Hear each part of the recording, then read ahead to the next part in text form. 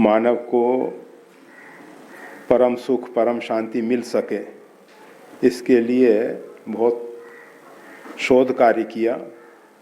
उन्होंने देखा कि ये मन जो है निरर्थक और व्यर्थ ही संसार में भटकता रहता है, जहाँ से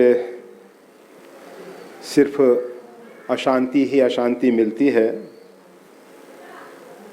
ऐसी स्थिति में इस मन को कैसे परमात्मा में एकाग्र किया जाए, लगाया जाए, तो उसके कुछ उपाय संतों ने हम सबको दिए हैं। उसी में से एक उपाय यह भी है, परमात्मा से अंदर से हृदय से निवेदन किया जाए कि हे नाथ, मैं आपको भूलूं नहीं। परंतु ये जो बात है अपने आप में बहुत सही नहीं है, क्योंकि जीव जो है परमात्मा को भूल सकता है। अगर प्रार्थना में इस प्रकार से निवेदन किया जाता, हे नाथ आप मेरे को नहीं भूलो, तो ज़्यादा उत्तम होता, ज़्यादा उत्तम होता। क्योंकि हमें अपने ऊपर विश्वास नहीं है कि हम परमात्मा को सदैव स्मरण कर सकेंगे, परमात्मा का सदैव स्मरण कर सकेंगे, इस पे हमको विश्वास नहीं। तो फिर भी अगर ये कहा जाता है हे नाथ मैं आपको भूलूं नहीं, तो उसमें कुछ भाव अपने अंदर प्रकट होने चाहिए। जब परमात्मा से इस प्रकार से बारंबार निवेदन करते रहेंगे, तो उसमें पहली बात तो ये है कि परमात्मा के बिना जीव जो है अनाथ है। परमात्मा के अतिरिक्त उसका कोई स्वामी नहीं है। एकमात्र परमात्मा ही उसके नाथ हैं, उसके स्वामी हैं। अगर परमात्मा से वो अपना संबंध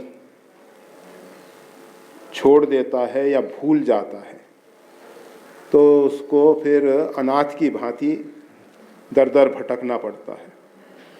और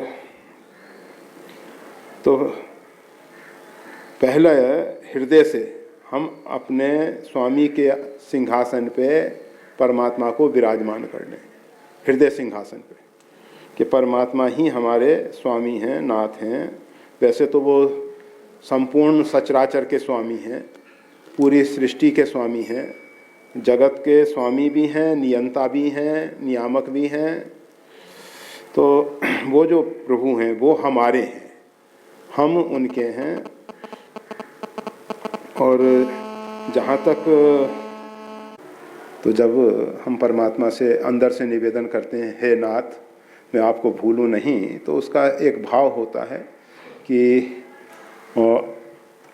हम परमात्मा को क्यों भूलते हैं, उसके पीछे कारण क्या है। तो कारण एक ही नज़र आता है कि संसार को हमने ज़्यादा महत्व दे दिया, किसी पदार्थ को हमने महत्व दे दिया, धन को हमने महत्व दिया, पद प्रतिष्ठा को हमने महत्व दिया है।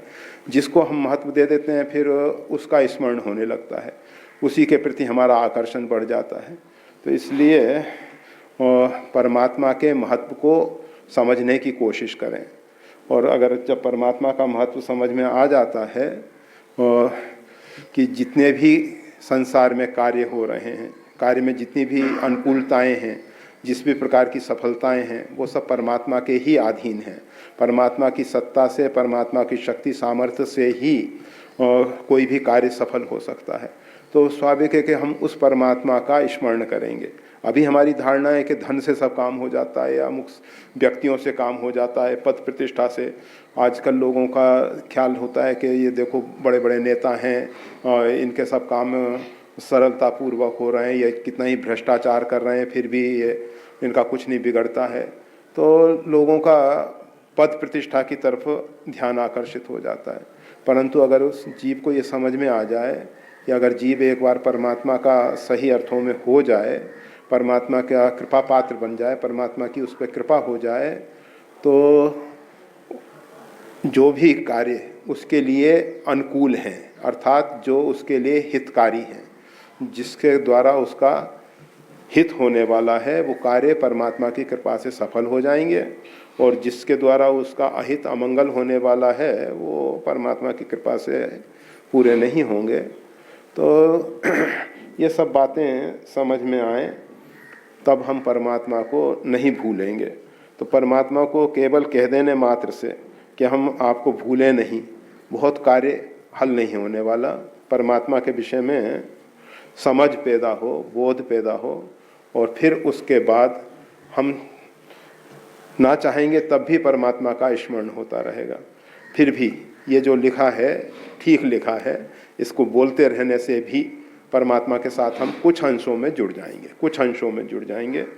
वैसे सही अर्थों में तो जब ही हम परमात्मा के साथ जुड़ सकते हैं जब परमात्मा के विषय में बोध हो, समझ हो, और परमात्मा के प्रति हमारा प्रेम हो, अंदर का प्रेम हो। तो जब परमात्मा के जैसे संसार के व्यक्तियों से हमारा प्रेम होता है तो उसका चिंतन, उसका ध्यान अपने आप होता है, उसको हम सहज ही नहीं भूल पाते हैं। इसी प्रकार से अगर परमात्मा के प्रति प्रेम होगा तो हम परमात्मा को नहीं भूलेंगे।